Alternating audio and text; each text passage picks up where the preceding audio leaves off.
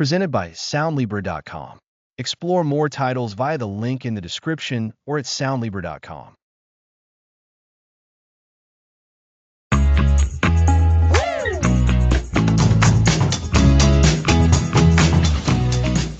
Welcome to Think Clearly. Let's dive into mental fog and its impact. That's right, Alex.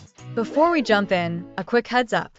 While we're exploring mental health and wellness topics today, please remember this isn't medical advice. Always consult a professional for your specific needs. Great point, Lisa. It's about being mindful. Now, back to what we're calling mental fog. It's that feeling when your thoughts are sluggish, when it's hard to focus, and when making a clear decision feels like wading through mud. This fog can creep in, and before we know it, it's affecting our work, our relationships, and our overall well-being.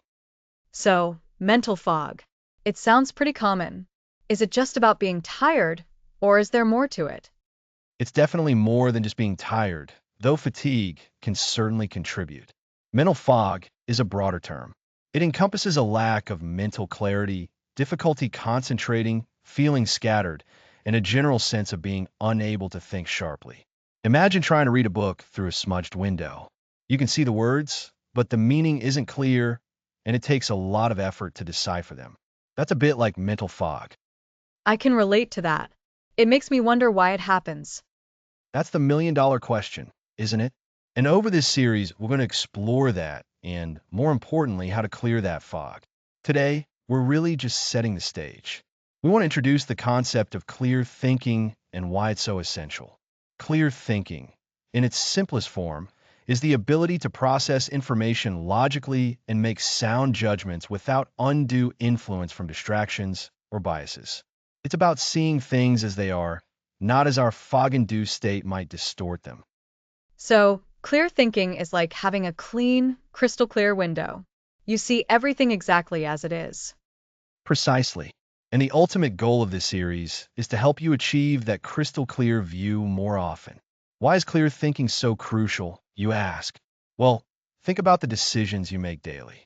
From what to eat for breakfast to major life choices, our ability to think clearly directly impacts the outcomes.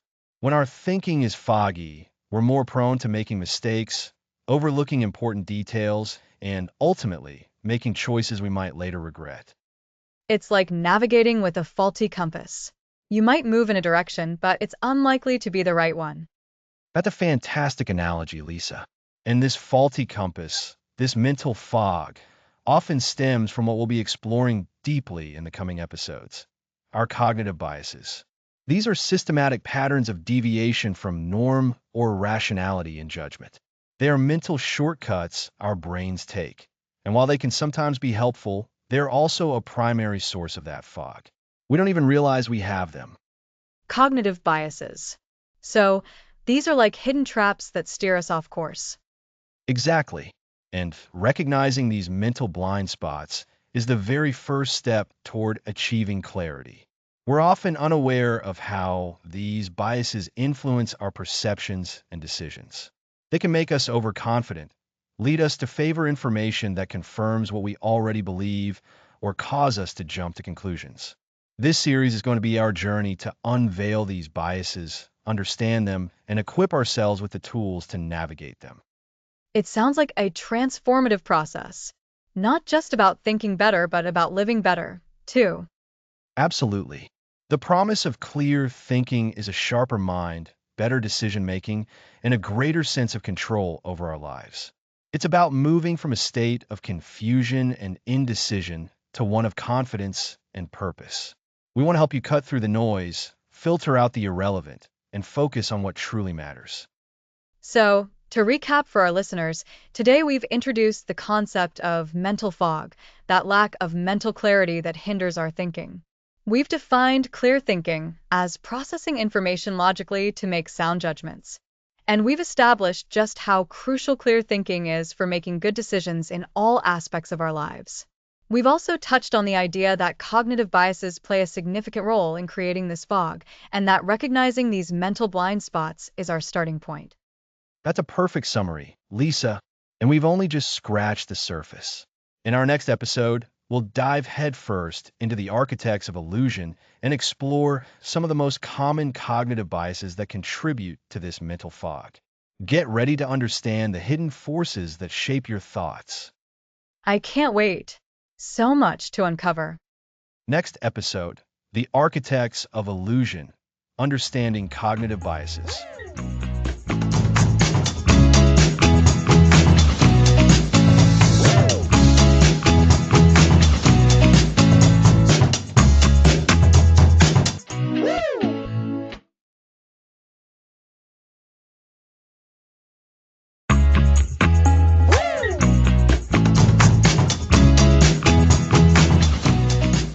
Welcome back. Last time we covered mental fog. Now let's tackle cognitive biases. Cognitive biases. It sounds complicated, Alex, but I bet they affect us every day. Absolutely, Lisa. Think of cognitive biases as mental shortcuts. Our brains process a lot of information, so they develop automatic thinking patterns. Most of the time, these help us make quick decisions, but sometimes they lead us astray, creating illusions that distort our perception. So, they're like the brain's autopilot, and sometimes the autopilot gets us to the wrong place. Exactly, and we're usually not even aware they're happening. They operate subconsciously. Today, we'll look at a couple of common ones. One is confirmation bias. Confirmation bias. That's when you only look for information that supports what you already believe, right? You've got it. Confirmation bias is our tendency to search for, interpret, favor, and recall information in a way that confirms our pre-existing beliefs. Imagine you're convinced a certain car brand is the best. You'll likely notice positive reviews and dismiss negative ones. You're unconsciously seeking evidence that supports your idea. Oh, I can see myself doing that. If I decide I like a movie, I might seek out others who agree and just mentally brush off any criticism. It's powerful. We also ignore or argue against information that challenges our beliefs. This can create echo chambers online, where we only consume opinions that match our own, reinforcing our biases. It's like wearing glasses that only let you see certain colors. So, if I lean towards a political viewpoint, confirmation bias will make me seek news that agrees with me and avoid opposing views? Precisely. The danger is it makes us less open to other perspectives. It solidifies our opinions, sometimes making us unable to change our minds, even with good counterarguments. It's an architect of illusion because it builds a wall around the truth, letting only what we want to see through. That makes sense. What's another common architect of illusion? Another common one is anchoring bias. This is where we rely too heavily on the first piece of information offered, the anchor, when making decisions.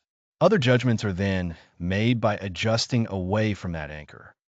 Anchoring, like seeing a product with a high original price crossed out and then a sale price?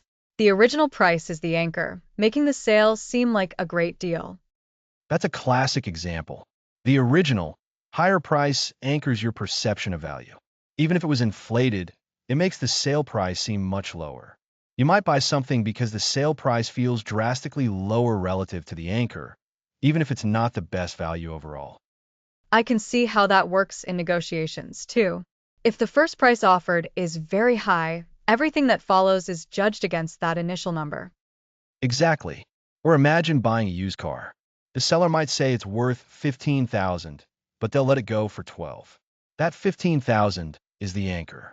You'll negotiate down from there, feeling you're getting a good deal at 11,000, even if the car is worth closer to 10. The anchor influences your perception of what's reasonable. It's so subtle, though. You don't realize you're being anchored. That's the nature of these biases. They're subconscious. They shape decisions without us consciously processing them. Confirmation bias makes us seek information that fits our mold, and anchoring bias makes us value things based on the first number we hear. Both construct our understanding of the world, often with flawed blueprints. So, these biases are like built-in filters that distort our thinking, making us see things that aren't true or value things inaccurately. That's a great way to put it. Confirmation bias filters in only what it expects to see, and anchoring bias uses a scale weighted by the first number it touches. Understanding these mental shortcuts is the crucial first step. Awareness is our best defense against these architects of illusion. It's a little unsettling to think about how often these biases influence our everyday choices, from news consumption to pricing. It can be, but it's also empowering. Once you recognize these patterns, you can consciously question them. You can pause and ask, am I seeking all the evidence, or just what proves me right? Or is this price a good deal, or am I just anchored by the original number? So, by recognizing these automatic tendencies, we can start to override them and make more objective decisions. Precisely. We've covered confirmation bias, where we favor information confirming our beliefs, and anchoring bias, where we over-rely on the first piece of information. These are just two of countless ways our minds create illusions, leading us away from clear thinking. The goal isn't to eliminate them. That's nearly impossible. It's to become aware, understand how they work, and mitigate their influence. It's like learning to see through the fog, one trick of the mind at a time. Exactly. In our next episode, we'll tackle more key biases that shape our perceptions and explore how they can lead us astray in complex situations. Next episode, Anchored in Perception, deeper dive into key biases.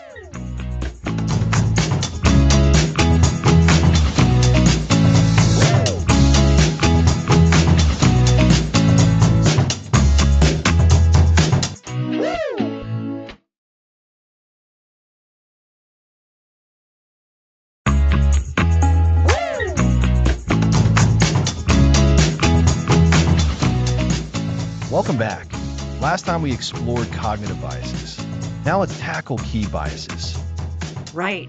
Last episode felt like peeling back the first layer of fog. We learned that biases aren't necessarily bad, but they're always there influencing us. Today feels like we're going to get a closer look at some of those specific influences. Exactly, Lisa. Think about how you form an opinion about something. Often, the first examples that pop into your head carry the most weight, don't they? This brings us to our first bias for today, the availability heuristic. Availability, heuristic, that sounds like our brains just grabbing the easiest thing to reach for. That's a great way to put it. The availability heuristic is our tendency to overestimate the likelihood or importance of events that are more easily recalled, often because they are vivid, recent, or emotionally charged. We think something is more common or more probable simply because it's easier to remember an example of it. So, if I just saw a news report about a plane crash, I might start feeling more anxious about flying, even though statistically, flying is incredibly safe. The vividness of the news makes it more available in my memory. Precisely. The dramatic images and the emotional impact of that plane crash story make it easy to recall. Our minds then jump to the conclusion that flying must be riskier than it actually is. It's not that we're being illogical on purpose. Our brains are just trying to be efficient. They use easily accessible information as a proxy for frequency or probability. This makes so much sense.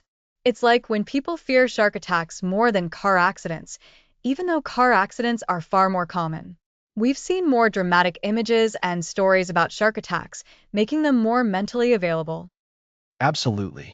And this bias can impact everything from our personal choices to how we view societal issues. For instance, if you've recently had a really positive experience with a particular brand of coffee, you might be more inclined to assume all their coffee is excellent, even if you haven't tried every single blend. The positive memory is readily available. So, to counter the availability heuristic, we need to consciously seek out less easily accessible information. That's a key strategy. It means questioning those immediate, vivid examples. Ask yourself, is this just the easiest thing to remember, or is it representative of the bigger picture? It involves actively looking for broader statistics, diverse perspectives, and perhaps even recalling counterexamples that might not be as dramatic. We need to train ourselves to consider the whole landscape, not just the most vividly illuminated parts. That's a powerful reminder. It's about making our mental search more thorough. Indeed. Now, let's move on to another bias that influences how we interpret information, the framing effect. Have you ever noticed how the way something is presented can completely change how you feel about it? Oh, definitely. Like when a product is advertised as 90% fat-free versus 10% fat. They're the same product, but one sounds much healthier. You've hit the nail on the head. The framing effect is our tendency to react differently to a particular choice, depending on how it's presented or framed. Different wording, different contexts, or different reference points can lead to vastly different interpretations and decisions, even if the underlying facts are identical. It's like putting a different label on the same jar.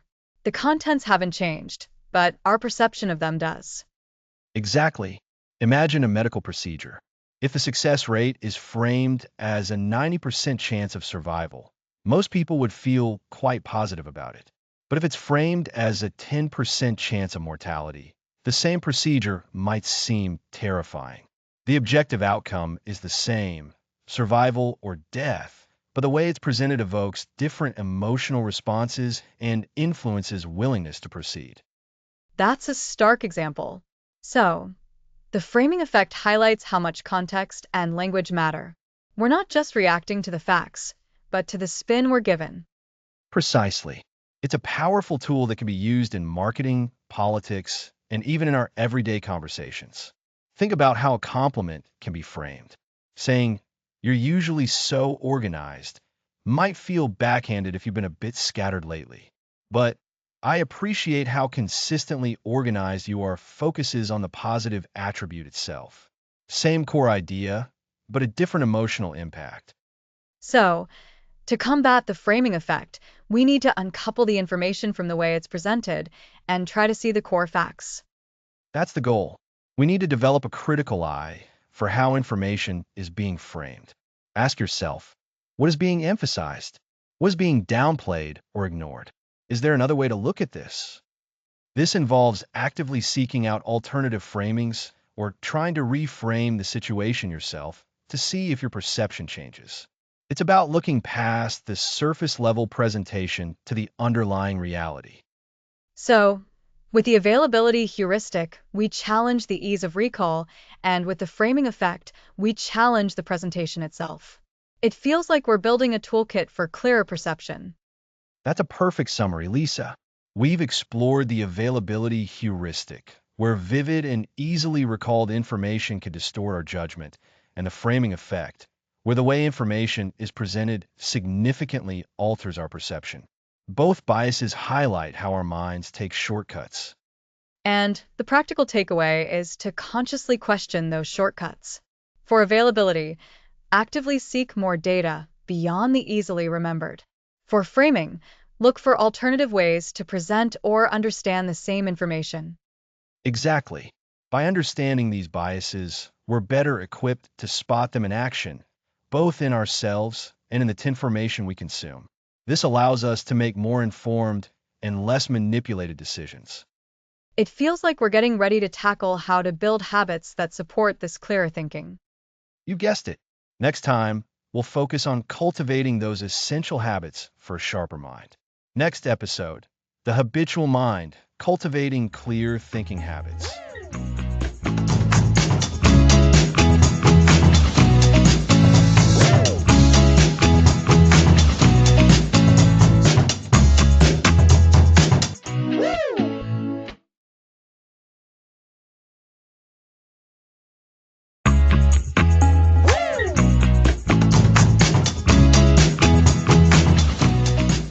Welcome back to Think Clearly. We began examining cognitive biases. Right, Alex? We learned how biases can subtly influence our decisions. Exactly, Lisa. Today, we're shifting from understanding the fog to actively clearing it by cultivating clear thinking habits. So, it's about building practical skills now. How do we start building these habits? The key, Lisa, is consistency. We're going to talk about incorporating small, consistent actions into our daily lives that will, over time, act like a powerful mental filter. What's the first habit for building this clearer thinking mindset? We'll start with mindfulness. Mindfulness is simply paying attention to the present moment without judgment. Mindfulness. So, it's about observing our thoughts, not emptying our minds? Precisely, Lisa. It's about becoming aware of our thoughts. This awareness is the first step to gaining control. Imagine your thoughts are like clouds drifting across the sky. Mindfulness allows you to watch those clouds without getting swept away. That's a great analogy, Alex. How would someone practice this in a busy day? Even a few minutes a day can make a difference. You can start by simply focusing on your breath. When your mind wanders, gently bring your attention back to your breath. So, bringing intentional awareness to the present moment, even in small ways. Exactly. And this leads us to another vital habit, critical questioning. Once we're more aware of our thoughts, we can start to question them. Critical questioning. What kind of questions should we be asking? When you encounter information, ask yourself, what's the evidence for this? Is this source reliable? Are there other possible explanations? Am I making any assumptions? These questions act like little probes, testing the foundation of your beliefs. So, we're putting things through a gentle interrogation. It's like being our own fact checker. Precisely. This habit moves us away from passive acceptance towards active, engaged thinking. Critical questioning is an excellent antidote to confirmation bias. It forces us to look for information that might contradict our initial thoughts. So, mindfulness helps us observe, and critical questioning helps us evaluate. What's next? Seeking diverse perspectives is our next cornerstone habit. Our own viewpoints are inherently limited. To truly think clearly, we need to expose ourselves to different ideas. This ties back to understanding biases, right? If we only talk to people who think like us, we reinforce our own beliefs. You've hit the nail on the head, Lisa. Actively seeking out and listening to perspectives different from our own broadens our understanding and challenges our assumptions. This could mean reading books by authors with different backgrounds or engaging in conversations with people who hold opposing views. So, it's about stepping outside our echo chambers? Exactly. Think of it like building a richer, more detailed map of reality. The more diverse the input, the more accurate and nuanced our understanding becomes. This habit helps us see the whole picture. Mindfulness, critical questioning, and seeking diverse perspectives. These all sound like deliberate practices that build on each other. They do. And the beauty of these habits is their compounding effect. When practiced regularly, these actions become less effortful and more automatic. They start to shape the very way you approach information and make decisions. So, these habits eventually become an ingrained part of how we think. That's the goal. These aren't one-time fixes. They're ongoing practices. The habitual mind, when trained with clarity, becomes our most powerful ally. We're essentially reprogramming our default thinking patterns. It's like building mental muscle memory for clear thinking. This transition to building habits is proactive rather than reactive. Absolutely. In the coming episodes, we'll delve deeper. But for today, I want to reiterate, cultivating clear thinking is an active, habit-forming process. By consistently practicing mindfulness, critical questioning, and seeking diverse perspectives, we can significantly reduce mental noise and enhance our cognitive clarity. So, to recap today's episode, Alex, we've learned that moving beyond understanding cognitive biases means actively building habits that foster clarity.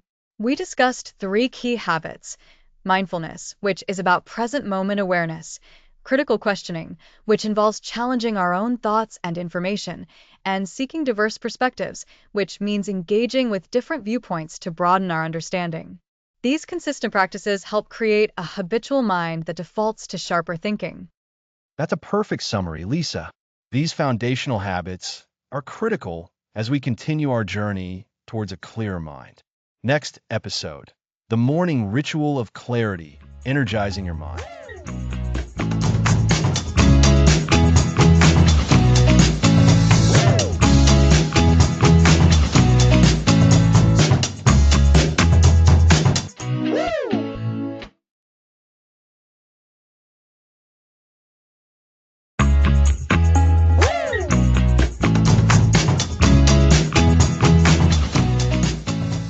back to think clearly. Last time, we explored the habitual mind and how routines impact our clarity. Today, we're diving into the morning ritual of clarity and how to energize your mind from the moment you wake up. Mornings can feel like a mad dash for many of us, a bombardment of tasks before we've even had our first sip of coffee. The idea of a morning ritual that actually energizes mental clarity is incredibly appealing. Exactly. How we begin our day sets the entire tone. Instead of passively reacting, we can proactively shape our mental state. Think of it like preparing a stage before a performance. Our mornings are our cue. I love that analogy. So, what are the key elements of this morning ritual of clarity? The first, and perhaps most powerful, is mindfulness or meditation. It doesn't have to be complicated. Even 5 minutes of mindful breathing can make a significant difference. 5 minutes? That feels manageable. What exactly are we doing? Simply focus on your breath. Notice the sensation of air entering and leaving your body. When your mind wanders, gently guide your attention back to your breath. Noticing your thoughts without judgment and returning to your focus is the practice. It's like a gentle workout for your attention muscle. So, it's not about emptying your mind, but observing it and then choosing where to place your focus. That makes it sound much less daunting. Precisely. Regularly practicing this builds awareness of your thought patterns. You start to recognize when your mind is racing or getting caught up in anxieties, and you develop the ability to disengage. This is foundational for making clearer decisions. Okay, so mindful breathing is one pillar. What else? Journaling is another incredibly valuable practice. It could be as simple as jotting down 3 things you're grateful for, what you hope to accomplish today, or how you're feeling. I feared I wouldn't know what to write, but you're suggesting it's more about the act of writing and reflecting? Exactly. Journaling helps externalize your thoughts and feelings. When you're stressed or overwhelmed, writing it down can feel like taking a weight off your shoulders. It can also help identify recurring concerns, allowing you to address them more constructively. Think of your journal as a sounding board for your own mind. That makes so much sense.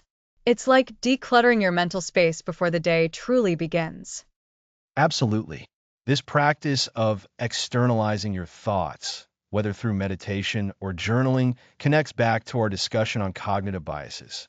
When our thoughts are unchecked, we're more susceptible to biases. By bringing awareness to our inner world, we have a better chance of catching those biases in action. That's a great callback. So, we have mindful breathing and journaling. Are there any other practices that can energize our minds for clarity? Certainly, setting intentions is powerful. Before you even get out of bed, decide what kind of day you want to have. It's about setting a guiding principle like, today, I will approach challenges with curiosity, or today, I will focus on completing one important task with full attention. Setting intentions feels proactive. It's like casting a vision for your day. Precisely. This is where we weave in how we'll handle information. Your morning intention can include how you want to filter incoming information.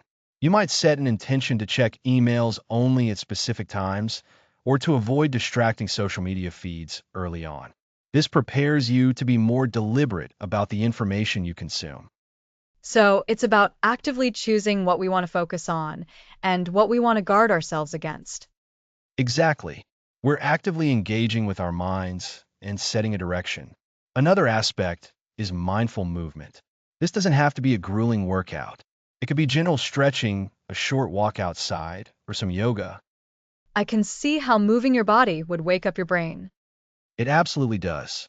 Physical movement increases blood flow to the brain, improving alertness and cognitive function. It also helps release endorphins, boosting mood and reducing stress. A clear mind often benefits from a body that's also feeling good and energized. So, to recap, we've talked about 4 core practices for a morning ritual of clarity: mindful breathing or meditation to foster awareness, journaling to externalize thoughts, setting intentions to create a proactive focus, and mindful movement to energize the body and brain. That's a perfect summary. The key is consistency, not perfection. Start small. Pick one or two practices that resonate and try them for a week. See how it feels. The goal is to create a calm, focused sanctuary that sets you up for a day of clearer thinking and better decisions. It sounds like a powerful way to disarm overwhelm before it takes hold. Instead of reacting, you're in the driver's seat from the moment you wake up. All these practices gently coax your mind into a state of readiness. They really do. We move from just reacting to consciously engaging with the world. This proactive stance is crucial for navigating the constant stream of information we'll be discussing next. Ah, yes. Next time, we're going to tackle the information deluge head on. We'll learn how to master information filtering. It's going to be a crucial episode for building on the clarity we're cultivating now. So, join us next time as we learn to navigate the information deluge and master information filtering.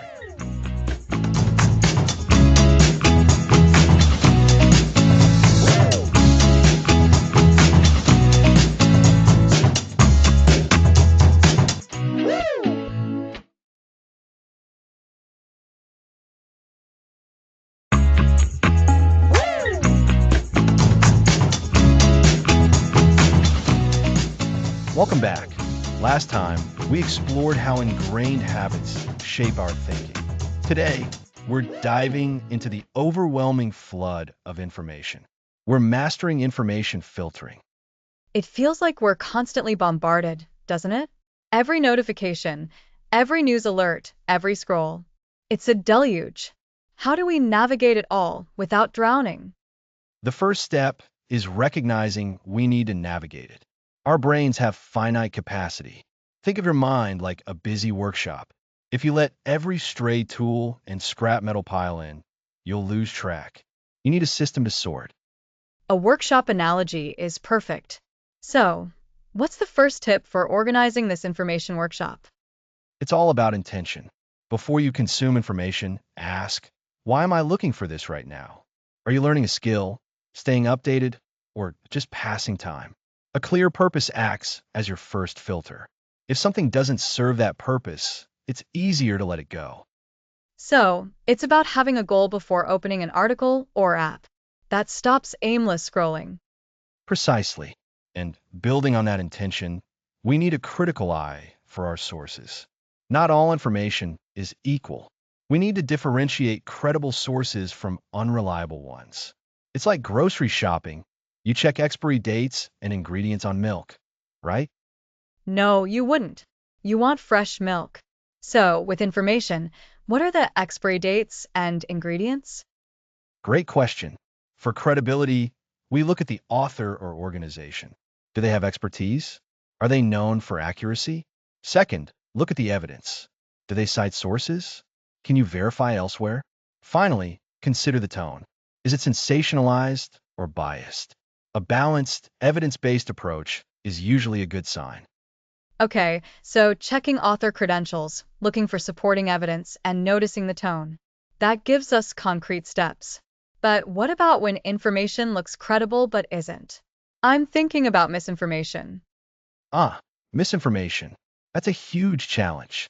It often plays on our emotions, beliefs, or desire for quick answers. It can look convincing. A key tactic is to cross-reference. If you see a shocking claim, don't share it immediately. Do a quick search to see if established news organizations or fact-checking sites are reporting it. If they aren't, or if they're debunking it, that's a major red flag. So, the rule is see something, verify something. Don't accept it at face value, especially if it triggers a strong emotional reaction. Exactly. And that brings us to managing digital distractions. Our devices are designed to grab our attention constantly. Notifications pop up, emails arrive, feeds refresh. This fragmentation makes deep thinking and effective filtering incredibly difficult. We need to reclaim control. How do we do that? Turning off all notifications feels radical, though I'm tempted. It doesn't have to be all or nothing. Schedule specific times for checking emails or social media, rather than being reactive all day. During focused work, consider putting your phone on silent or in another room. Think of it as creating intentional focus zones for your brain, like a quiet zone for reading. Focus zones. I like that. It's about setting boundaries for yourself and your devices. So, to recap this part, we start with intention. We critically evaluate our sources for expertise, evidence, and tone. We combat misinformation by cross-referencing, and we manage distractions by creating focus zones. You've got it. And an important aspect of filtering is understanding our own biases. Remember cognitive biases from earlier episodes? They can make us more susceptible to misinformation. Confirmation bias, where we favor information confirming what we believe, can lead us to uncritically accept false information. That's a good reminder. It means we have to be honest with ourselves about why we're accepting certain information. Absolutely. Being aware of our internal filters, biases, emotional state is just as important as evaluating external information. So, when you encounter information, ask yourself, am I leaning towards this because it fits my beliefs or because it's genuinely well supported? This self-awareness is your ultimate defense. This is so crucial, Alex. It's not just about finding good information, but also about not letting bad information take root. It's about curating what enters our minds, intentionally and thoughtfully. And that intentional consumption prevents information overload. When we're overwhelmed with shallow or unreliable data, we don't have the mental space to process important, meaningful insights. By filtering effectively, we invest our cognitive resources in what truly matters for our understanding and decision making. It frees up mental energy. So, information filtering isn't just a passive skill, it's an active practice of mental self-care. By being more discerning about what we consume, we protect our clarity and enhance our ability to think critically and make better decisions. Precisely. And that practice is fundamental as we move forward, especially towards logical reasoning and making sound judgments. We'll be putting these filtering skills to the test. I'm already feeling a little less overwhelmed just hearing about these strategies. Thank you, Alex. My pleasure, Lisa. So, to summarize, mastering information filtering starts with clear intentions, involves critical evaluation of sources for credibility and evidence, necessitates active cross-referencing to combat misinformation, requires managing digital distractions with focus zones, and crucially, involves self-awareness of our own biases. By practicing these steps, we prevent information overload and ensure our mental space is occupied by valuable insights. Next episode, separating fact from fiction, the pillars of logical reasoning.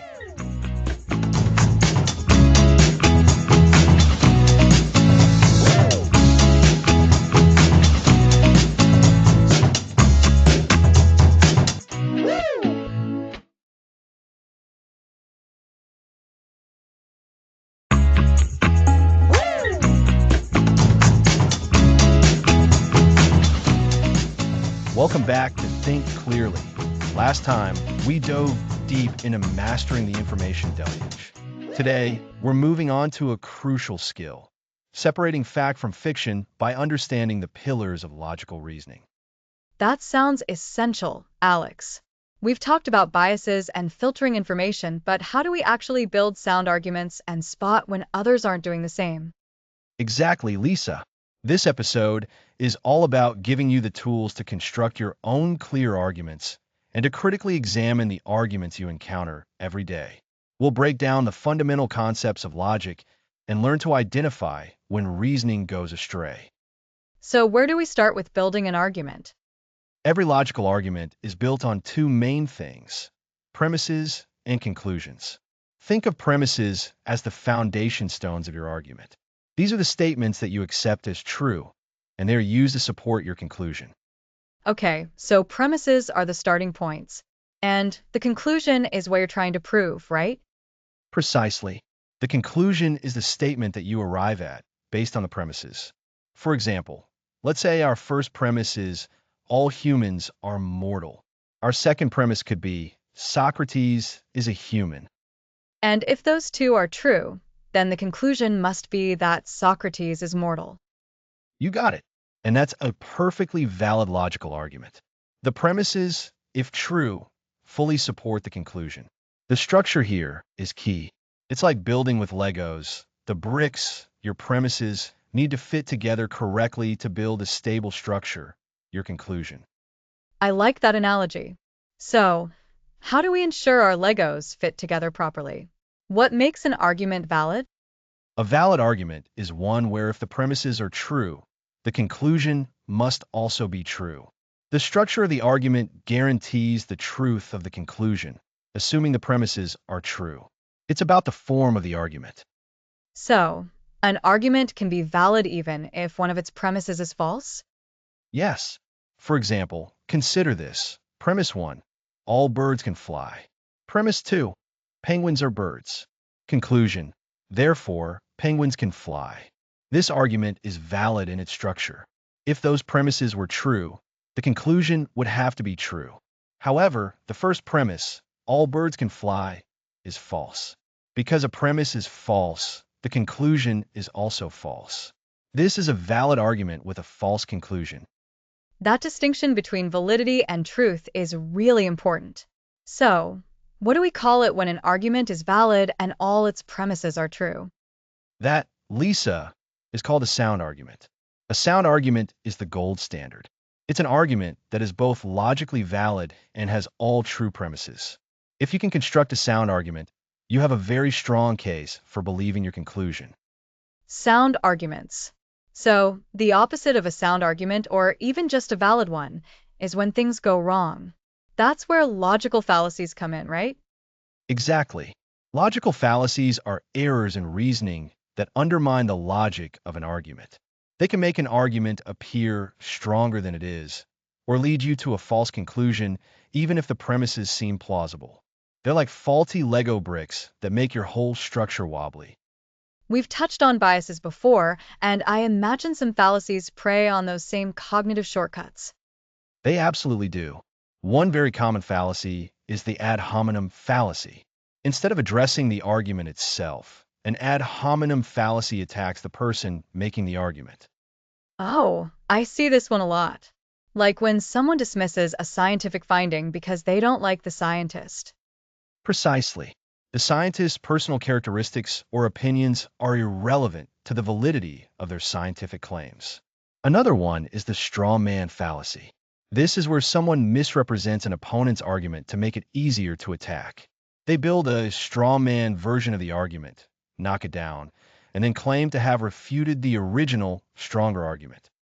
So they're not arguing against what the person actually said, but a distorted version of it. That makes it seem like they've won the debate unfairly. Right? And then there's the false dichotomy, also known as the either-or fallacy. This fallacy presents only two options or sides when there are actually more possibilities. It forces a choice between two extremes, ignoring any middle ground or alternative solutions. Like saying, you're either with us or against us. It shuts down any nuanced thinking. It does. And by recognizing these fallacies, we can start to identify weak reasoning in others and, crucially, avoid them in our own thinking. This helps us move from a fuzzy understanding to a clear, logical one. Remember, the goal is to build arguments on solid ground. So, to recap, arguments are built with premises, which are statements we accept as true, supporting a conclusion. An argument is valid if the conclusion must be true if the premises are true. A sound argument is valid and has all true premises. And logical fallacies are errors in reasoning that weaken arguments. We've looked at ad hominem, straw man, and false dichotomy as examples. That's a great summary, Lisa. By understanding these pillars of logical reasoning, premises, conclusions, validity, soundness, and by being vigilant against fallacies, you equip yourself with powerful tools for clear thinking. You can construct your own arguments more effectively and critically evaluate the arguments presented to you. It really empowers you to cut through the noise and get to the heart of what's being said. Absolutely. And this foundation in logic is going to be incredibly useful as we move forward. Next episode, we'll explore how our emotions can sometimes lead us astray in our decision making and the pitfalls to watch out for. Next episode, the pitfalls of emotion, avoiding emotional traps in decision making.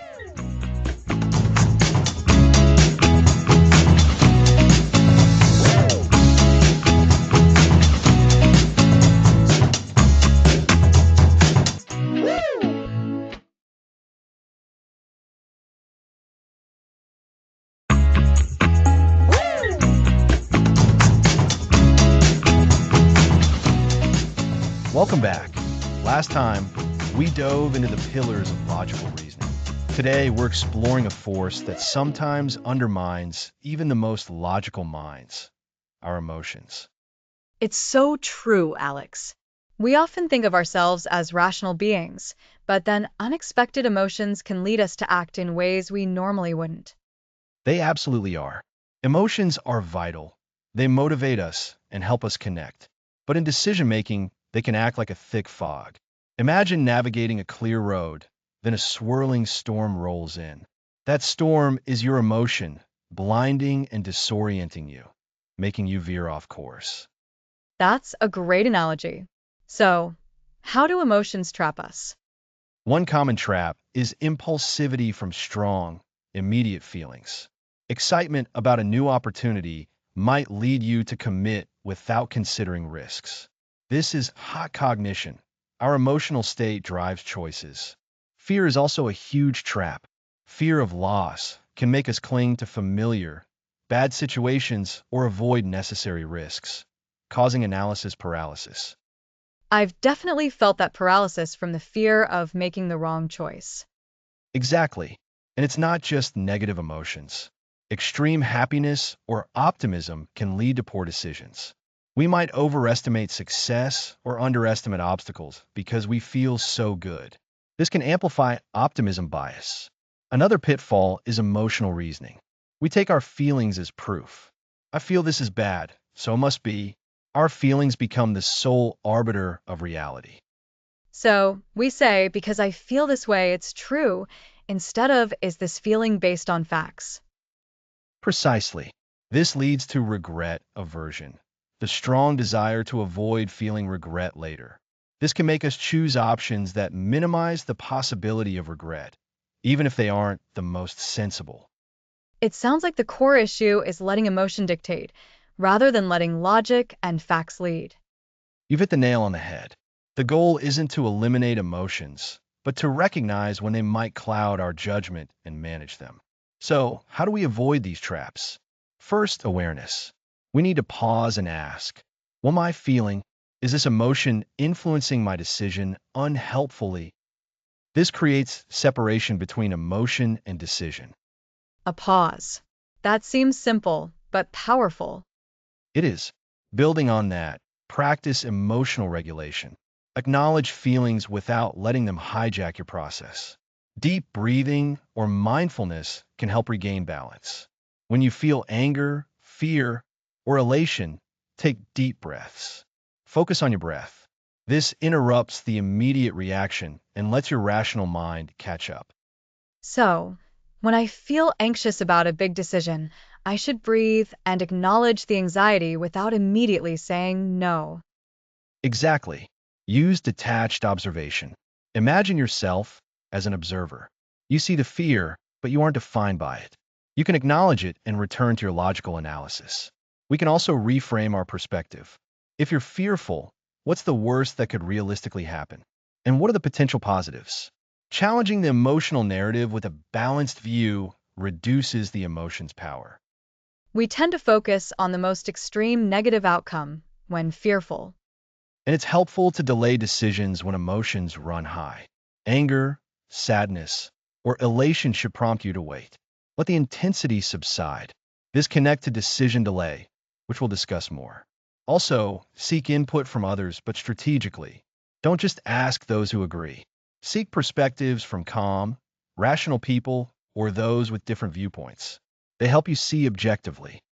So, if I'm excited about a risky investment, I should talk to my cautious friend, not just the one who says go for it.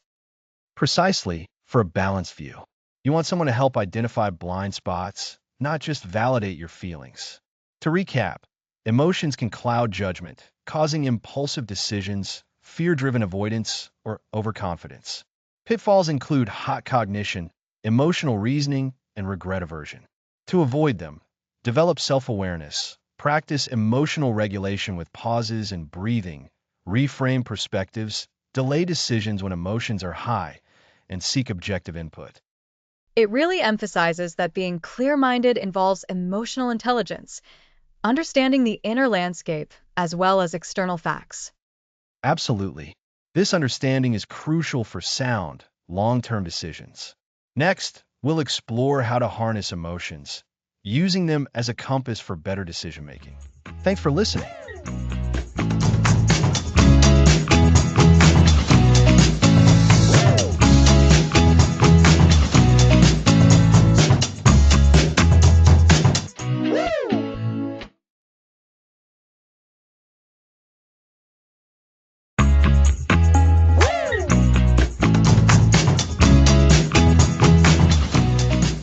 Welcome back, everyone, to Think Clearly. Today, we'll learn to harness emotions for better decisions. That's right, Alex. It's about using emotions like a compass for guidance. It's moving from being controlled by feelings to using them wisely. Exactly. Emotions are a sophisticated feedback system helping us navigate the world. They provide rapid assessments of our environment, signaling what's safe, dangerous, rewarding, or hurtful. So, if they're giving us signals, our skill is learning to interpret them correctly. It's like a car's dashboard. The lights and gauges provide crucial information. That's a perfect analogy, Lisa. To interpret them, we need to cultivate emotional intelligence. Emotional intelligence, or EQ, is our ability to understand and manage our own emotions and to recognize and influence the emotions of others. It's key to clear thinking. Okay, so emotional intelligence has core areas, right? Self-awareness being the first step. Spot on. Self-awareness is fundamental. It's recognizing your own emotions as they happen. Ask yourself, what am I feeling right now? And label it accurately. Is it frustration, excitement, anxiety? Without this awareness, we're at the mercy of whatever emotion comes up. And from there, it's about managing those emotions. If I recognize I'm feeling anxious about a presentation, what's next? The next step is emotional regulation. This is where we learn to manage feelings constructively, not by suppressing them. It means responding in a healthy, appropriate way. For anxiety before a presentation, regulation might involve deep breathing, positive self-talk, or breaking down the task. It's about channeling nervous energy into preparation. So, it's about not letting anxiety paralyze you, but using that awareness to take action. That makes sense. What else is part of emotional intelligence? Motivation is another pillar. This is harnessing your emotions to drive you toward goals. It's engaging with desire, staying optimistic through setbacks, and maintaining a positive outlook. Think about athletes pushing through pain and exhaustion with sheer willpower and a deep desire to win. That's emotional motivation. That's a great example. It's the internal drive that emotions fuel. And then there's empathy, right? Understanding other people's feelings. Precisely. Empathy is recognizing and understanding the emotions of others. It's stepping into someone else's shoes to see the world from their perspective. This is crucial for effective communication, building strong relationships, and making decisions that consider the impact on others. If you lead a team, understanding their feelings helps you motivate them better. And finally, social skills, which build on empathy. This is managing relationships and interacting effectively. It's clear communication, conflict resolution, and teamwork. Exactly. So, we have self-awareness, emotional regulation, motivation, empathy, and social skills. These are the building blocks of emotional intelligence, contributing to clear thinking by providing a richer, more nuanced understanding of ourselves and our environment.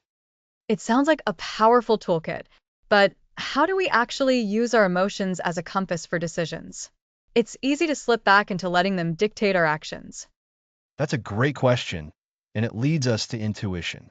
Intuition is that gut feeling, that inner knowing something is right or wrong, even when we can't logically explain it.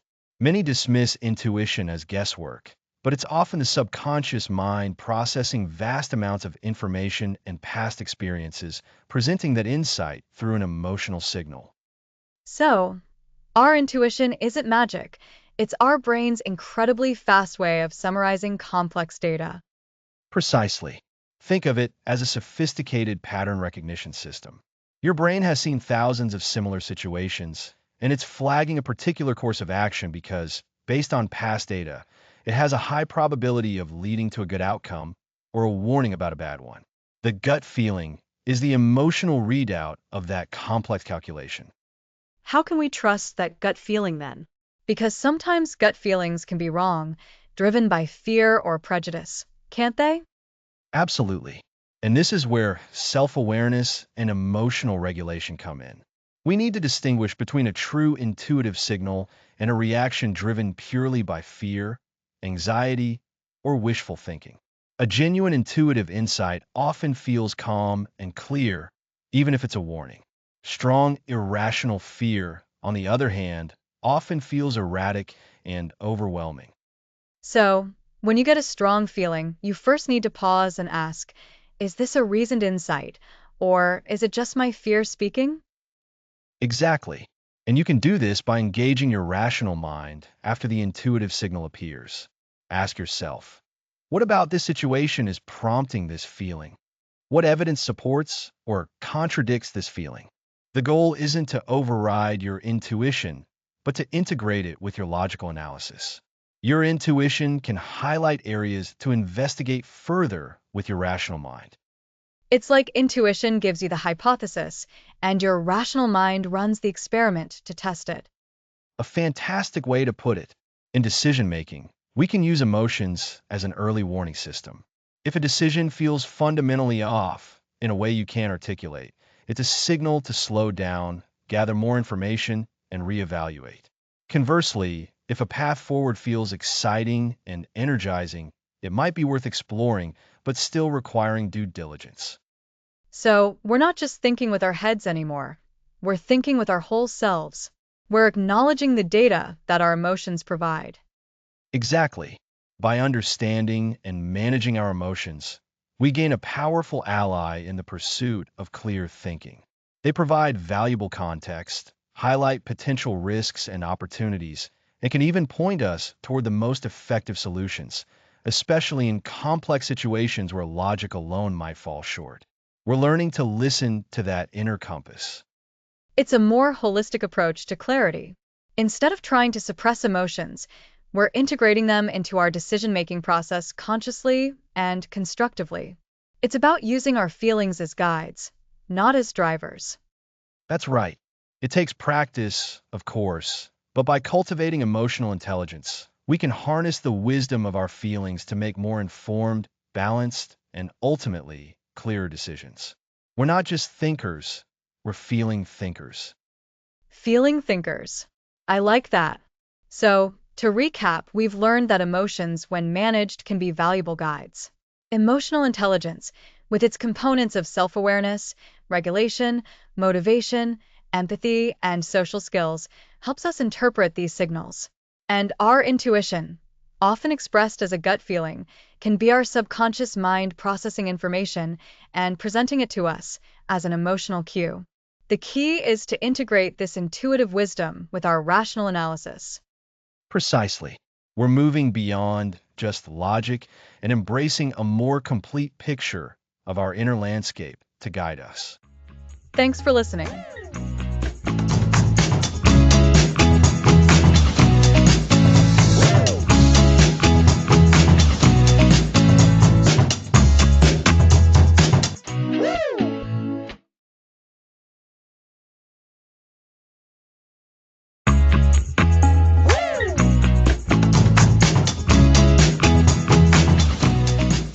Welcome back to Think Clearly.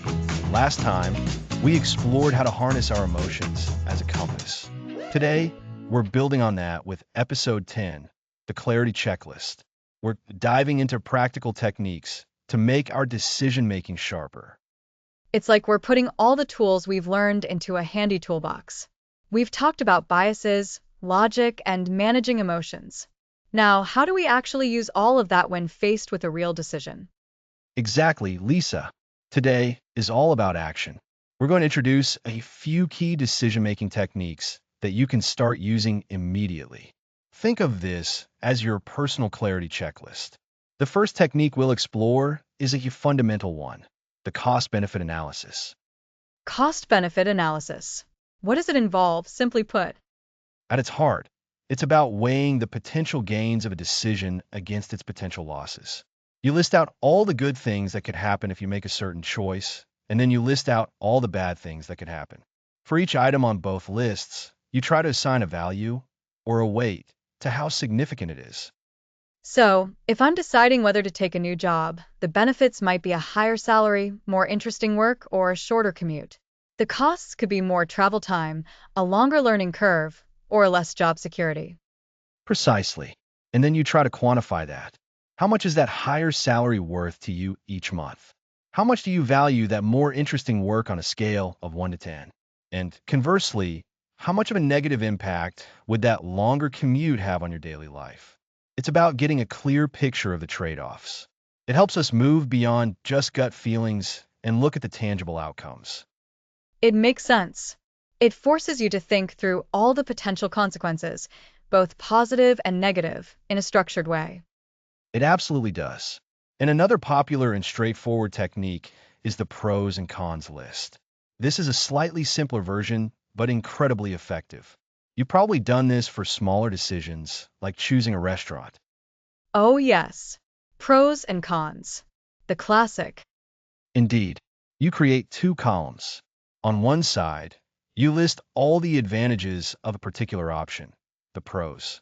On the other side, you list all the disadvantages, the cons. Unlike a cost-benefit analysis, you don't necessarily assign numerical values. It's more about a qualitative assessment. You look at the balance of points. So, it's less about the exact monetary value and more about the general positive and negative aspects. If one list is overwhelmingly longer or more impactful, it often points you in a direction. That's right. The key is to be thorough. Don't just jot down the obvious points. Really dig deep. Think about second-order effects, things that might happen as a result of the initial consequence. This brings us to a more advanced technique, scenario planning. Scenario planning. That sounds a bit more complex. What's involved there?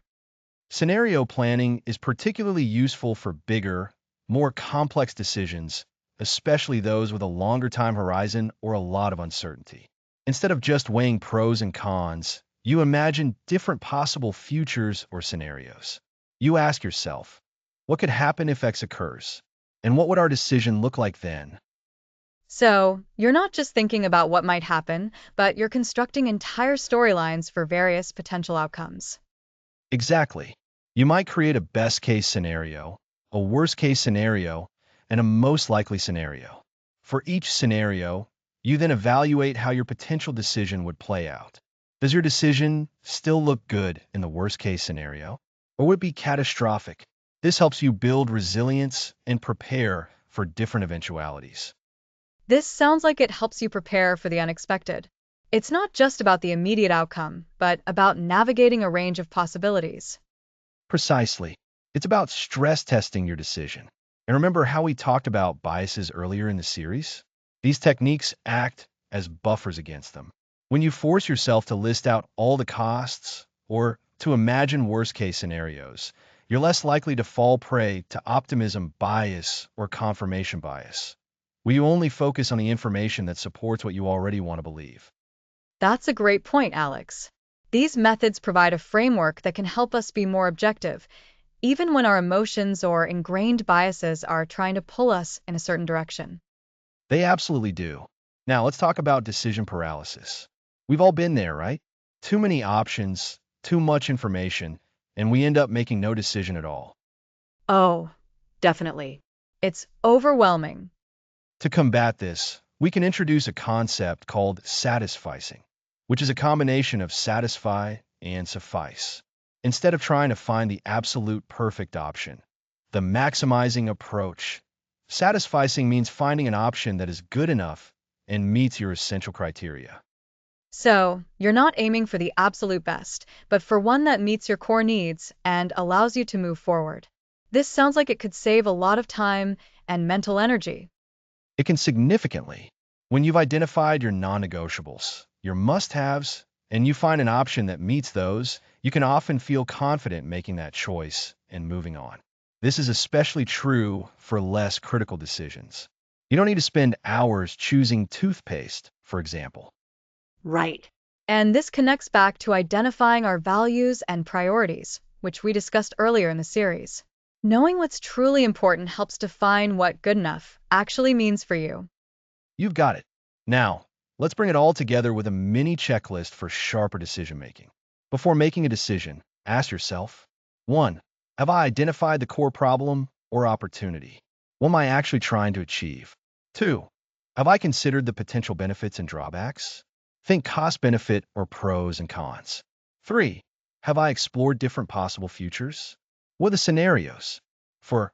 Have I looked for confirmation bias or other mental shortcuts? Am I being truly objective? And 5.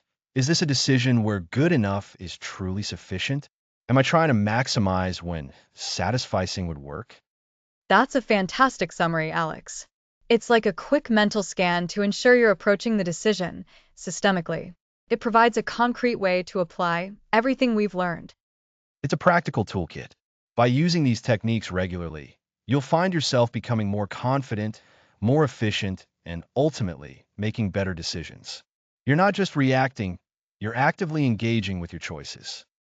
So, to recap for our listeners, we explored several powerful decision-making techniques today. Cost-benefit analysis for weighing gains and losses, pros and cons lists for a simpler assessment, and scenario planning for navigating uncertainty. We also introduced the concept of satisficing to combat decision paralysis and shared a 5-point checklist to help implement these strategies for sharper decision-making. That's right. These aren't magic bullets, but they are proven methods to bring clarity to complexity. They help you move from a fog of options to a clear path forward, grounded in logic and self-awareness. It feels like we're really equipping our listeners with the tools to think more clearly in their everyday lives. That's the goal. And in our next episode, we'll delve into the power of pausing. We'll explore how to develop decision delay skills. Developing decision delay skills. That sounds intriguing. I'm looking forward to it. Next episode, the power of pause, developing decision delay skills.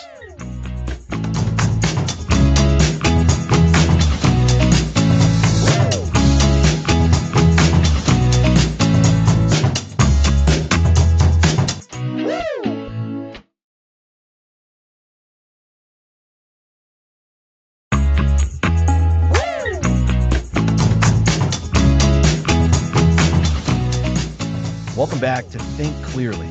Last time we talked about the Clarity Checklist, a powerful tool for sharper decision making. Today we're diving into a crucial skill that often gets overlooked, the power of the pause. The power of the pause. That sounds counterintuitive, doesn't it, Alex? In a world that constantly tells us to act fast, to seize the moment, deliberately not deciding right away can feel strange. Exactly, Lisa. We're conditioned to believe that speed equals efficiency, and that hesitation is a sign of weakness or indecision. But when it comes to making important choices, rushing is often the enemy of clarity. Think about it. When you're presented with a complex problem or a significant decision, what's your first instinct? Well, if I'm honest, it's usually to try and figure it out immediately. To find an answer, any answer, so it's off my plate. I guess I'm trying to avoid that feeling of being unsettled by an unresolved issue. And that instinct is precisely what can lead us astray. We've spent a lot of this series talking about cognitive biases, how our brains take shortcuts that can distort our thinking. When we rush to make a decision, we're far more susceptible to these biases. We might rely on the first piece of information we find, which could be flawed, or we might let our immediate emotions dictate our choice. So, the pause is really a defense mechanism against making those hasty, biased decisions. It's like giving your brain a chance to catch up with itself. Precisely. Taking a pause is not about inaction. It's about strategic delay.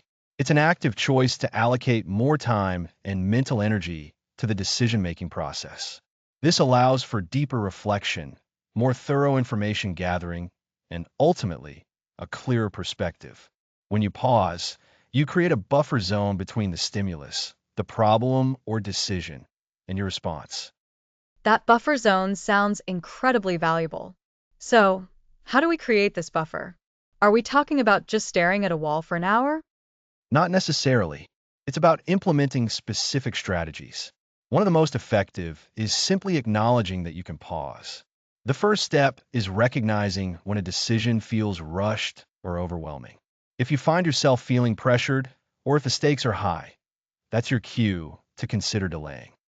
So, it's about recognizing those internal or external pressure points that might make us feel like we have to decide right now.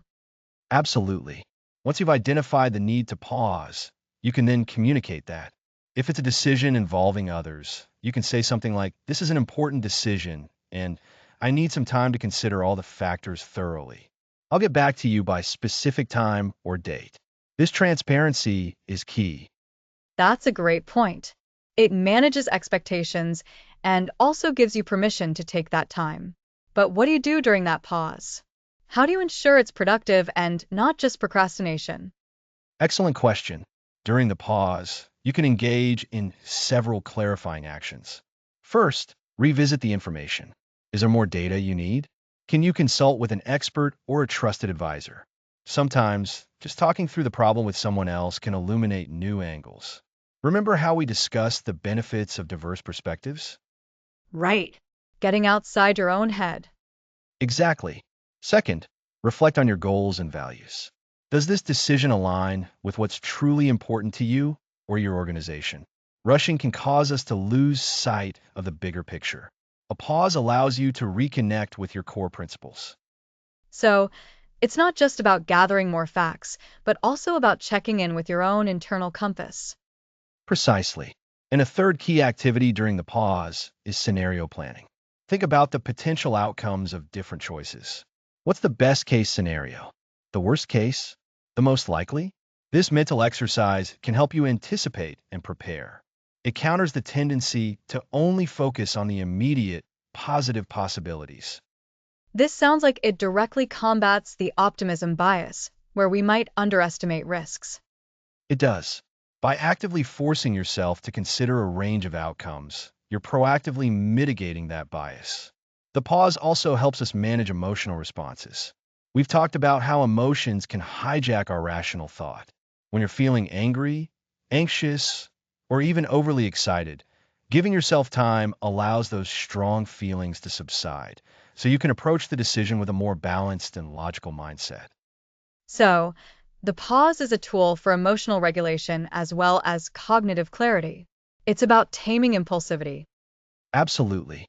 Impulsivity is the enemy of good decision making. The power of the pause is essentially the antidote to impulsivity. It allows you to move from a knee-jerk reaction to a considered response. It's about building a habit of thoughtful consideration. It sounds like embracing the pause is a fundamental step in cultivating clear thinking overall. It's not just about how you think, but when you think. You've hit the nail on the head, Lisa. It's about being intentional with our time and our mental resources. We don't have to jump at every single decision the moment it appears. We can and often should choose to wait. This conscious delay protects us from biases, allows for deeper processing, and ultimately leads to better, more aligned choices. So, to recap, the power of the pause is about recognizing when a decision needs more time, creating a buffer to prevent rushed, biased choices. During that pause, we can gather more information, reflect on our goals, and plan for different scenarios. This entire process helps us manage our emotions and overcome impulsivity, leading to sharper, more effective decisions. That's a perfect summary, Lisa. Embracing the pause is a sign of strength and wisdom, not weakness. It's a skill that, with practice, can significantly enhance your clarity and your confidence in the decisions you make. I'm definitely going to be more mindful of opportunities to pause. It feels like a small change, but with potentially huge ripple effects. Indeed. And next time, we'll explore how you can continue this journey of clarity by documenting your thinking process with journaling. Next episode, Clarity Journaling, documenting your thinking journey.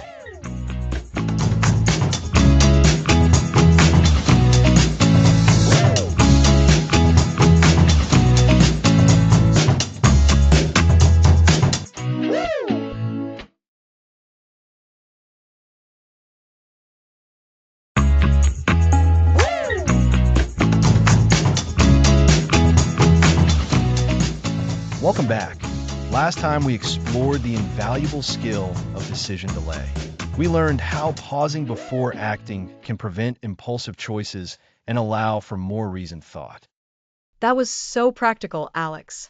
I've already started using that pause more consciously in my own daily decisions. It really does make a difference. Exactly. And today we're going to build on that habit-forming theme by delving into a powerful practice that can solidify everything we've learned, clarity journaling. This is episode 12, and we're calling it Clarity Journaling, documenting your thinking journey. Journaling. I associate that with younger me writing about my feelings, but this sounds like a more structured, cognitive approach. How does putting our thoughts on paper help us think more clearly? That's a great way to frame it. Lisa, think of it like this. When we talk about concepts, they can feel a bit abstract. When we write them down, we're forced to articulate them more precisely. It's like taking a hazy idea and putting it into focus. This act of writing can solidify your learning, reveal patterns in your thinking that you might otherwise miss, and significantly boost your self-awareness. So, it's not just about feelings, but about actively processing and understanding our thought processes themselves? Precisely. Clarity journaling is about documenting your thinking journey. It's a proactive method to review your decision-making, identify potential biases at play, and track the outcomes of your choices. This consistent practice helps you refine your decision-making skills and cultivate a sharper mind over time. That makes sense. If we're not consciously aware of our thought patterns, we're likely to repeat mistakes. So, what should we be writing down when we journal for clarity? Where do we even start? A good place to start is by reflecting on recent decisions, big or small. Think about a choice you made recently. What was the situation? What were your initial thoughts and feelings? Did you consider different options? Were there any biases creeping in, like confirmation bias or the anchoring effect? Yes. We've talked about those biases in previous episodes. So I could write down, I needed to decide between two project proposals. My first instinct was to go with the one that seemed faster, which might have been an anchoring bias on speed, rather than thoroughly evaluating both. Exactly. And then the next step in your journal would be to document the outcome. Did the decision you made lead to the result you expected? If it did, great. If not, what did you learn from it? This is where the real growth happens. It's about connecting your thought process to the real-world consequences. So, it's a cycle. Observe the situation, note your thinking, make the decision, and then reflect on the outcome. That sounds like a powerful feedback loop. It truly is. Another crucial element of clarity journaling is to actively challenge yourself. After you've documented a decision and its outcome, ask yourself, could I have approached this differently? Or what information might I have missed? This encourages humility and a continuous drive for improvement. I can see how asking those kinds of questions in writing would be more impactful than just thinking them. It forces a more thorough examination. Absolutely. And remember the power of pause we discussed last time? You can incorporate that into your journaling too. When you're journaling about a decision, note when you paused, if you did. Did pausing allow you to gather more information, consider alternative perspectives, or reduce emotional reactivity? Documenting this reinforces the habit. That's a fantastic idea. It turns the abstract advice into a concrete, recorded action.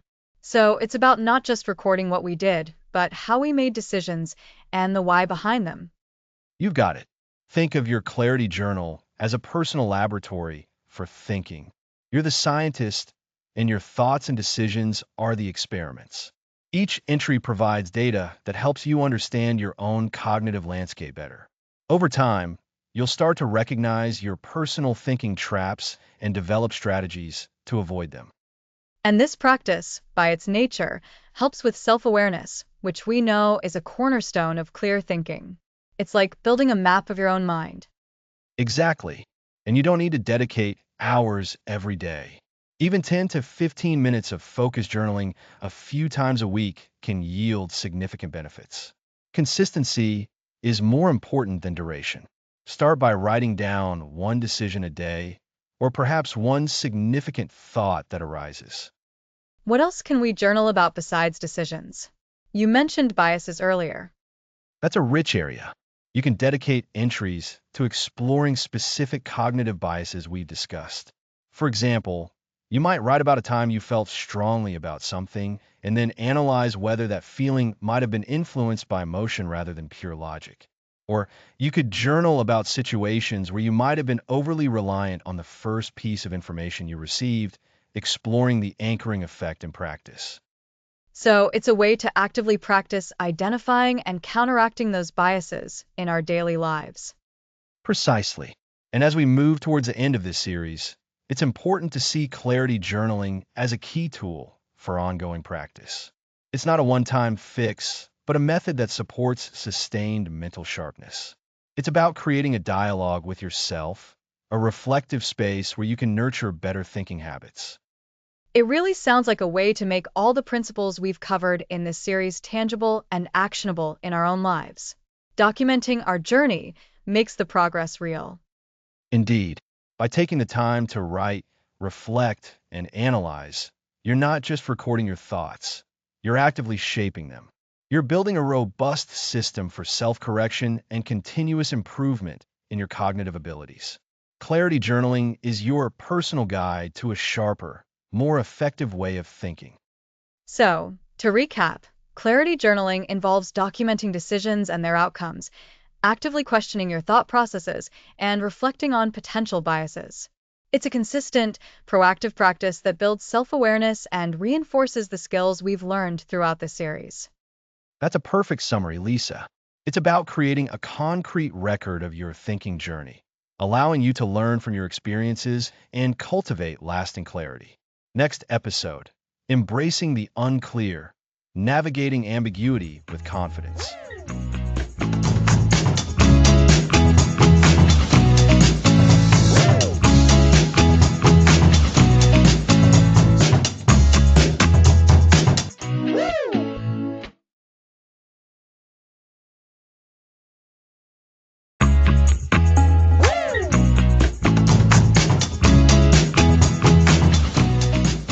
Welcome back to Think Clearly.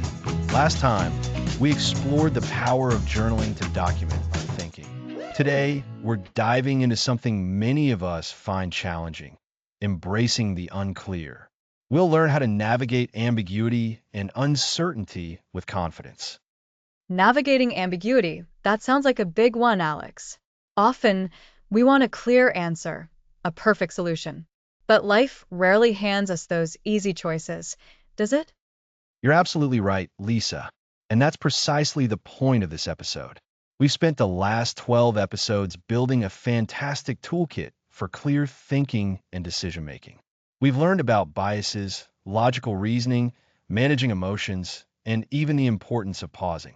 But what happens when, even with all those tools, the path forward isn't obvious? What if there's no single right answer? That's where this idea of embracing the unclear comes in. So, how do we do it? I imagine a lot of people listening might feel a knot in their stomach just thinking about it. The first step is simply acknowledging that ambiguity is a normal part of life. It's not a sign of failure, either yours or the situation's. Think of it like walking through a fog. You can't see the entire path ahead, but you can still take steps forward. The key is to focus on what you can see and make the best possible decision with the information you have right now. So, it's about accepting that perfect information isn't always available, and that's okay? Exactly. We often get stuck in analysis paralysis, waiting for absolute certainty. but that certainty rarely arrives. Instead of seeking perfection, we should aim for good enough or the best possible decision given the constraints. This often means making a choice and then being prepared to adapt. Remember when we talked about the power of pause? This is where that skill is crucial. Pausing allows you to gather what information is available, assess your options, and then commit to a direction rather than staying frozen. That makes sense. So, it's not about having all the answers, but about being confident in your ability to move forward even without them. How do we build that confidence? It comes from practice and from reframing our perspective. When we face an ambiguous situation, we can consciously tell ourselves, this is an opportunity to practice my decision-making skills, not a test I can fail. We can also embrace the idea of iterative decision-making. This means making a decision, observing the outcome, and then making adjustments as needed. It's like steering a ship. You make small adjustments constantly based on the waves and the wind, rather than setting a course once and never looking at the compass again. I like that ship analogy. It's about course correction rather than trying to predict every single wave. How does this connect to our previous episodes?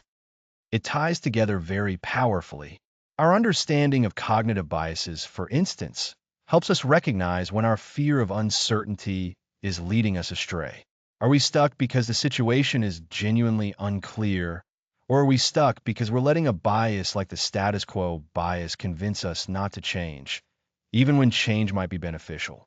Our logical reasoning skills help us break down the ambiguous problem into smaller, more manageable parts. We can analyze the knowns and the unknowns. And our emotional management techniques from episodes 8 and 9 are surely vital here. It's easy to get overwhelmed by the anxiety of uncertainty. Absolutely. Acknowledging the anxiety, validating it, and then using our strategies to regulate it is key. We can use mindfulness to stay present or employ our emotional compass to ensure our feelings are informing our decisions, not dictating them. And a clarity checklist from episode 10, that becomes your go-to resource. When faced with ambiguity, you can run through that checklist mentally. What information do I have? What are my goals? What are the potential outcomes? Even if those outcomes have uncertainty attached, you can list them. It sounds like this episode, in a way, is about integrating all the tools we've learned into the messiest, most real-world scenarios. Precisely. It's about accepting that not every decision will have a perfectly predictable or instantly satisfying outcome. We need to cultivate resilience. Resilience in decision-making means understanding that you can handle less than ideal results. You can learn from them. This ties into our clarity journaling as well. By writing down your decisions in ambiguous situations, you create a record. You can look back and see how you navigated uncertainty, what you learned, and how you adapted. This builds a powerful sense of self-efficacy. So, rather than seeing ambiguity as a roadblock, we can see it as a landscape for growth and learning. It's about developing confidence not in having all the answers, but in your capacity to figure things out as you go. That's beautifully put, Lisa. It's about that internal locus of control. You can't always control the external circumstances or the clarity of the information, but you can control your response. You can choose to approach ambiguity with curiosity rather than fear. You can ask, what can I learn here? Instead of, why is this so difficult? And accepting imperfection is a huge part of that. We often feel pressure to be right all the time, especially in big decisions. Indeed. And that pressure can lead us to avoid making any decision at all, which is often the worst decision. So let's summarize. Embracing the unclear means, first, accepting ambiguity as a natural part of life. Second, focusing on making the best possible decision with available information, aiming for good enough rather than perfect. Third, practicing iterative decision-making, making a choice, observing, and adapting. Fourth, leveraging our previously learned skills, from recognizing biases to managing emotions, to help us navigate these situations. And fifth, building resilience by practicing and learning from our decisions, even the imperfect ones, perhaps by documenting them in our clarity journals. Excellent summary, Lisa. It's about cultivating a mindset that thrives on learning and adaptation, rather than one that crumbles under the weight of uncertainty. This is the ultimate test of clear thinking, not in the simple choices, but in the complex ones where the path is shrouded. And the more you practice this, the more confident you'll become in your ability to navigate. It feels like this episode really brings everything we've discussed full circle, preparing us for the real challenges we'll face. That's exactly the intention. Next time, in our final episode, we'll look at how to make clear thinking an ongoing, lifelong practice. Next episode, the ongoing practice of clarity, sustaining a sharper mind.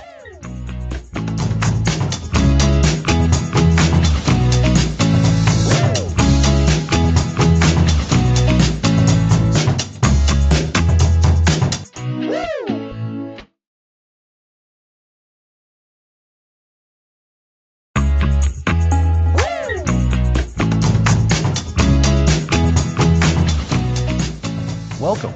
This is our final episode on clear thinking. It's hard to believe we're at the end of this series.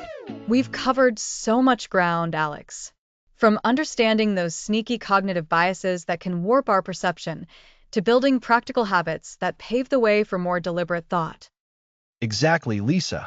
We started by recognizing that our minds aren't always the perfectly rational machines we might assume. We explored how biases, like the anchoring bias or confirmation bias, can subtly shape our reality without us even realizing it. And remember how we dove into specific biases? We learned that our starting point, that first piece of information, can have an outsized impact on our subsequent judgments. That's the anchoring effect in action. Right? Then we shifted gears to cultivate positive habits. We emphasize the importance of the habitual mind, showing that clear thinking isn't just about moments of intense concentration, but about consistently applying certain mental disciplines. And that led us into the practicalities of a morning ritual of clarity. It wasn't just about waking up, but about consciously energizing our minds, perhaps with some quiet reflection, setting a positive tone for the day's thinking challenges. Then came the monumental task of navigating the information deluge.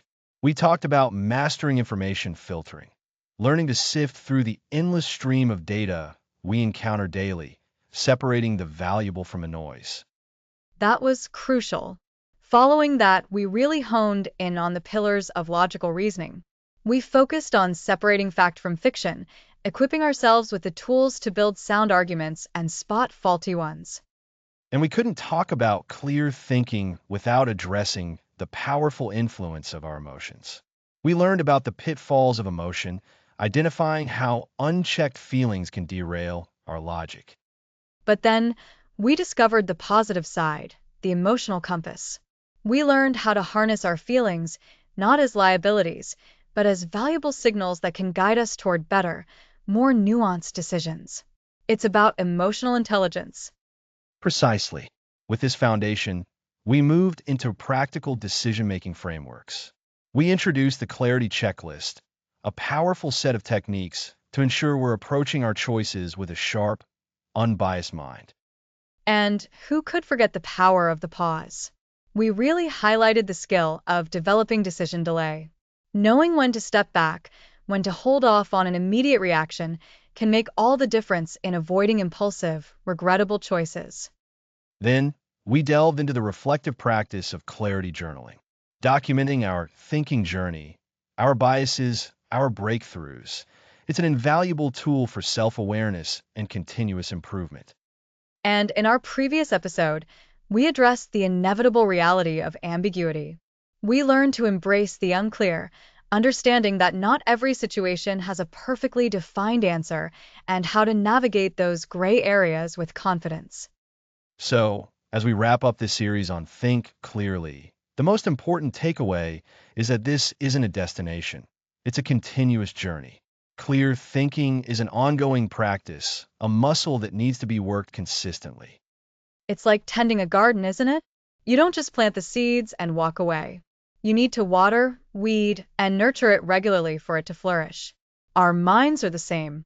We need to actively engage in these practices to keep our thinking sharp. Think of it as a daily commitment to curiosity, to questioning assumptions, both our own and others. It's about actively seeking diverse perspectives, even those that might challenge our existing beliefs. Remember how we talked about seeking out information that doesn't confirm what we already think? That's part of the ongoing practice. And it's about being patient with ourselves. There will be days when our biases creep back in, or when our emotions get the better of us. The goal isn't perfection, but progress. It's about recognizing those moments and gently guiding ourselves back to clearer thought. Remember the clarity checklist we discussed? Keep it handy. Refer back to the principles of logical reasoning. Practice your decision delay. Use journaling not just as a record, but as a tool for reflection and learning. The ability to filter information effectively will only become more critical as the world continues to generate more data at an exponential rate. Stay vigilant, stay curious, and keep asking, how do I know this is true? And embrace that feeling of not knowing everything. As we learned, ambiguity isn't an enemy to be feared, but a space for growth and discovery. Our capacity to handle uncertainty directly correlates to our resilience and adaptability. So, this is where we leave you, not with an end, but with an invitation. An invitation to continue this pursuit of clarity every single day, to integrate these practices into the fabric of your life. Your mind is your most powerful tool, and investing in its clarity will yield benefits in every area of your existence. It's been an incredible journey exploring this topic with you, Alex, and I hope our listeners feel empowered to continue their own path towards sharper thinking. Thank you for joining us for the entire Think Clearly series. We truly hope these episodes have provided you with valuable insights and actionable strategies. Keep thinking clearly, keep growing, and keep making the most of your incredible minds. Thanks for listening to the series.